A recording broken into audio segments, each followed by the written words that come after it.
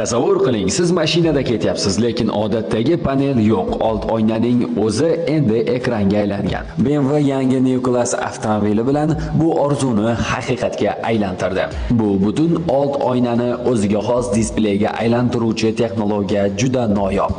Endi tezlik, navigatsiya va xavfsizlik signallari barchasi to'g'ridan-to'g'ri ko'z oldingizda. Siz esa yo'ldan ko'z uzmasdan kerakli hamma ma'lumotga ega bo'lasiz.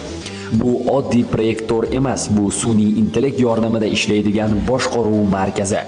Interfays esa har bir haydovchining individual tarzda moslashishini ta'minlaydi. BMW kompaniyasining 2025-yildan boshlab chiqariladigan yangi modellari shu texnologiya bilan jihozlanadi. Ular orasida i3 va yangi X seriyadagi elektroavtomobillar ham bor. Bu kelajak emas, bu hozirgi zamon.